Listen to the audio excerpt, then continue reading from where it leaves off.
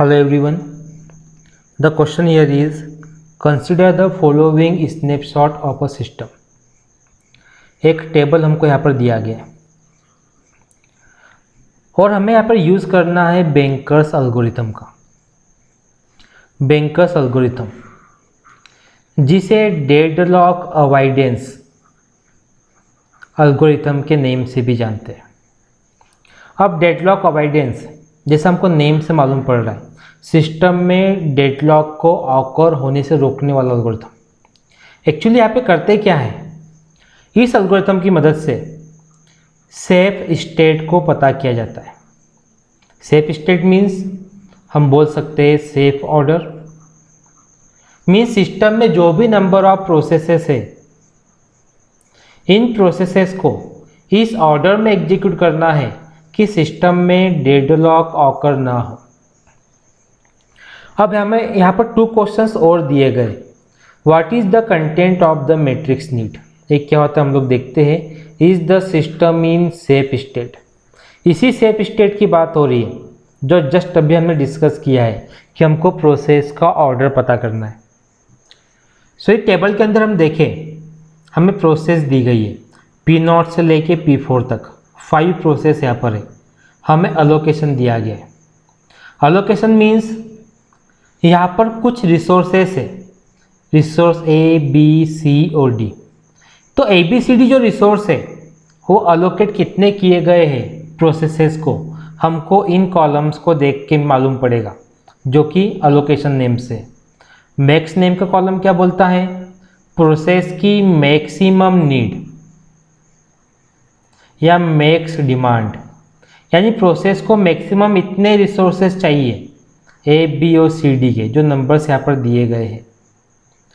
Available क्या बोलता है कि रिसोर्सेस को अलोकेट करने के बाद जो भी रिपोजिटरी है, जो भी स्टोर रूम है, उस स्टोर रूम के अंदर A इतना अवेलेबल है, B इतना अवेलेबल है, C इतना अवेलेबल है और D इतना अवेलेबल है। अब हमें क्या करना है, जो भी अवेलेबल है इसको प्रोसेसेस को इस तरीके से अलोकेट करना है कि सारे प्रोसेस की नीड फुलफिल हो जाए।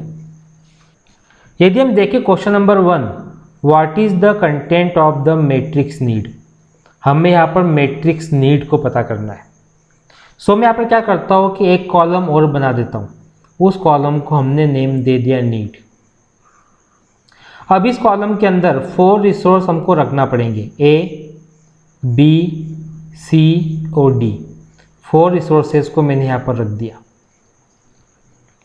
अब इन 4 रिसोर्सेज को रखने के बाद हमें ये पता करना है कि किस प्रोसेस की A के लिए कितनी नीड है, B के लिए कितनी नीड है, C के लिए कितनी नीड है और D के लिए कितनी नीड है। तो अगर मैं देखूँ P0 के लिए, P0 के लिए पहले मैक्सिमम डिमांड देखते हैं। P0 को A कितना चाहिए था, मैक्सिमम 0। अलोकेट कितना हुआ है A, 0। डेट मीन्स P0 की कोई नीड ही नहीं है A को लेके। P0 को B कितना चाहिए था, मैक्सिमम 0। अलोकेट कितना हुआ है, 0, तो B के लिए भी कोई नीड नहीं है। P0 को C कितना चाहिए था, मैक्सिमम 1। अलोकेट कितना हुआ है, 1, मतलब P0 की डिमांड पूरी हो गई है, तो उसकी कोई भी नीड नहीं है। P0 को D कितना चाहिए था, मैक्सिमम 2 चाहिए थे। अलोकेट कितना हुआ है, 2, यानी P0 की डिमांड भी फुलफिल हो चुकी है, तो P0 की भी कोई नीड नहीं है। सबसे पहले हमने P0 को रन किया, P0 की नीड हमने पता की। अब हमको P1 को देखना है। P1 को अगर देखूँ मैं, मैक्सिमम डिमांड कितनी है A की, 1। P1 को अलोकेट कितना हुआ है A, 1, मतलब P1 की डिमांड पूरी हो गई है, तो नो नीड, यहाँ पर हमने 0 रख दिया। P1 को B कितना चाहिए था, मैक्सिमम 7। B अलोकेट कितना हुआ है, 0, मीन्स P1 की डिमांड पूरी नहीं हुई है। P1 को अभी भी 7 की नीड है। P1 की C की डिमांड कितनी थी, मैक्सिमम 5 चाहिए। P1 को C कितना अलोकेट हुआ है, 0, यानी P1 की डिमांड कितनी है अभी भी, 5 की। P1 को D की डिमांड कितनी थी 0 और P1 को D कितना लोकेट हुआ है 0, यानी P1 की डिमांड ही नहीं है D को लेके। अब हम लोग P2 के लिए देखेंगे। P2 को A की डिमांड कितनी थी मैक्सिमम 2, P2 को A कितना अलोकेट हुआ है 1, डिमांड 2 की अलोकेट 1 हुआ है, यानी अभी भी 1 की नीड है। P2 को B कितना चाहिए था मैक्सिमम 3, P2 को B कितना अलोकेट हुआ है यहाँ पर 3, यानी P2 की B की डिमांड पूरी हो गई है, तो यहाँ पर 0 आ जाएगा। P2 को C कितना चाहिए था मैक्सिमम 5 और P2 को C कितना अलोकेट हुआ है 5, मतलब P2 को C की कोई डिमांड नीड नहीं है, यहाँ पर 0। P2 को D चाहिए था मैक्सिमम 6, अलोकेट हुआ है 4, यानी अभी भी 2 की नीड है। अब P3 के लिए देखते हैं। P3 को A कितना चाहिए मैक्सिमम 0, अलोकेट कितना किया गया है 0, there is no need of A। P3 को B कितना चाहिए था मैक्सिमम 6, P3 को B कितना अलोकेट किया गया है 6, मतलब P3 को B की अब कोई नीड नहीं है। P3 को C कितना चाहिए था मैक्सिमम 5, अलोकेट कितना किया गया है 3, अभी भी 2 की नीड है। P3 को D कितना चाहिए था मैक्सिमम 2, अलोकेट कितना किया गया है 2, मीन्स नीड यहाँ पर D की नहीं है। अब P4 के लिए देखते हैं। P4 को मैक्सिमम A कितना चाहिए था 0, अलोकेट कितना किया गया है 0, मीन्स कोई नीड नहीं। P4 को B कितना चाहिए था मैक्सिमम 6, अलोकेट कितना किया गया है 0, मीन्स 6 की नीड है। P4 को C कितना चाहिए था मैक्सिमम 5, अलोकेट कितना किया गया है C 1 ओनली, यानी 4 की नीड है। P4 को D कितना चाहिए था मैक्सिमम 6, अलोकेट कितना किया गया है D 4, अभी भी 2 की नीड है। यानी यहाँ पर हमने क्या किया, मैक्सिमम में से अलोकेशन को माइनस किया है ताकि हमको नीड मिल सके। मीन्स क्वेश्चन नंबर 1 का हमको आंसर मिल गया, what is the content of the matrix need. ये जो हमारे पास कॉलम है, टेबल है, यही है नीड मैट्रिक्स, जहाँ से हमको प्रोसेस की नीड मालूम पड़ रही है रिसोर्स ABCD के लिए। नाउ अब हमको सेकंड क्वेश्चन का आंसर देना है, is the system in a safe state. Safe state में कैसे मालूम पड़ेगा, यानी हमको यहाँ पर प्रोसेस का ऑर्डर पता करना है। अगर सभी प्रोसेस की डिमांड फुलफिल हो गई तो हम लोग क्या बोलेंगे कि यस सिस्टम सेफ स्टेट के अंदर है। सो फर्स्ट हम P0 के लिए चेक करते हैं। अगर मैं P0 को देखूं, P0 को ABCD की नीड कितनी है 0, मीन्स कोई नीड नहीं है। अवेलेबल कितना है 1520। अगर हम P0 को रन करें तो कोई प्रॉब्लम नहीं, तो सबसे पहले हम क्या करेंगे P0 को एग्जीक्यूट करेंगे। अब यदि हम लोग यहाँ पर P0 को रन कर चुके हैं तो इसका मतलब क्या, P0 फ्री हो जाएगा। अगर प्रोसेस P0 फ्री हो गई तो जो A P0 के पास है ये भी फ्री हो जाएगा, जो B P0 के पास है वो भी फ्री हो जाएगा, जो C P0 के पास है वो भी फ्री हो जाएगा, और जो D P0 के पास है वो भी फ्री हो जाएगा। तो जितना भी अलोकेट किया था हमने ABCD P0 को, इन सभी को हम फ्री करके अवेलेबल के अंदर ऐड कर देंगे। तो मैं P0 को यहाँ से फ्री करता हूँ। P0 के पास A कितना था 0, B कितना था 0, लेकिन C कितना था 1, तो ये C फ्री हो जाएगा। अवेलेबल में C कितना था 2, P0 से एक C मिल जाएगा। अब कितना हुआ यहाँ पर 3C हो गया। P0 के पास D कितना था 2, ये भी फ्री हो जाएगा, अवेलेबल में ऐड हो जाएगा। P0 के पास में D 0 था, 2 और आ गया। अब D कितना है P0 के पास 2 है। नाउ अब हम लोग प्रोसेस P1 के लिए चेक करेंगे। P1 को नीड कितनी है ABCD की 0750, अवेलेबल कितना है 1532। मीन्स यहाँ पर P1 की नीड पूरी नहीं हो सकती, तभी P1 को एग्जीक्यूट नहीं करेंगे। अब यदि मैं P2 को देखूँ, P2 की नीड क्या है 1002, अवेलेबल कितना है 1532। मीन्स हम P2 की नीड पूरी कर सकते हैं, तो हम P2 को एग्जीक्यूट करेंगे। सो मैं यहाँ पे P2 को एग्जीक्यूट करता हूँ। P0 हमारी बाहर निकल चुकी है। अब बारी है P2 की। तो P2 को A कितना चाहिए 1, अवेलेबल कितना है 1। तो यहाँ से जो A है अवेलेबल से निकालता हूँ मैं और P2 को अलोकेट कर देता हूँ। P2 के पास में A 1 पहले से था, 1 मोर आ गया, अब 2 हो गया। ठीक है, तो हमने क्या किया 2 अलोकेट कर दिए यहाँ पे।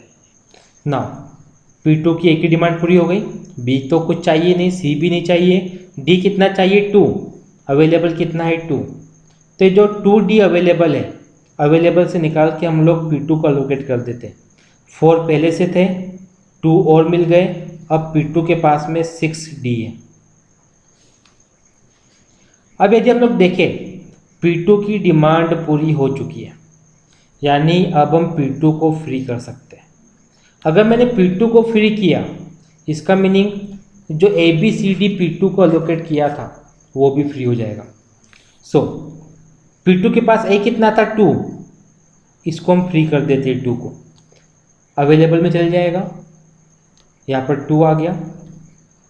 P2 के पास B कितना था 3, इसको हम लोग फ्री कर देते हैं, पहले से 5B अवेलेबल है, 3 और आ गए, यहाँ पर 8 हो गया।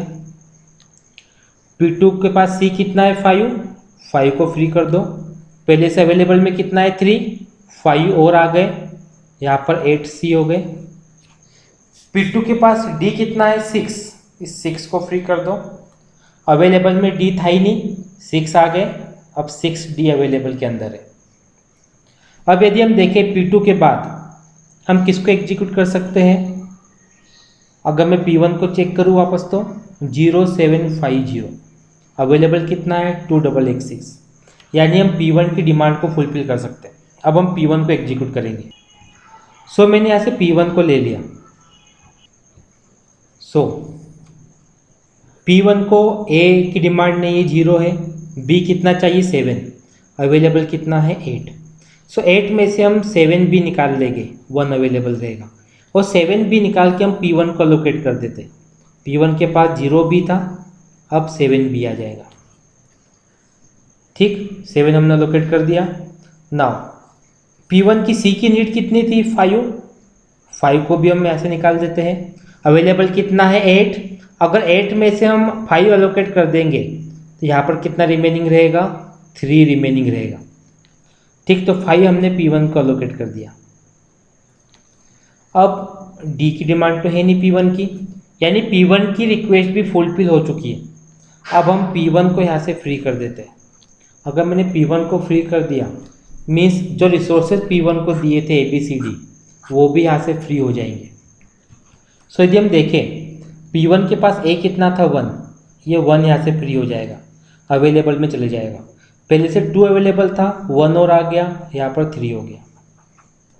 P1 के पास B कितना था 7, ये 7 यहाँ से फ्री हो जाएगा, अवेलेबल में कितना था पहले से 1, 7 और आ गया, यहाँ पर 8 हो गया।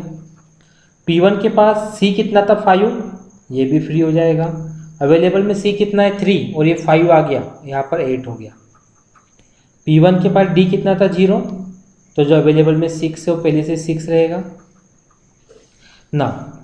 अब यदि हम देखें P1 को भी हम एग्जीक्यूट कर चुके हैं।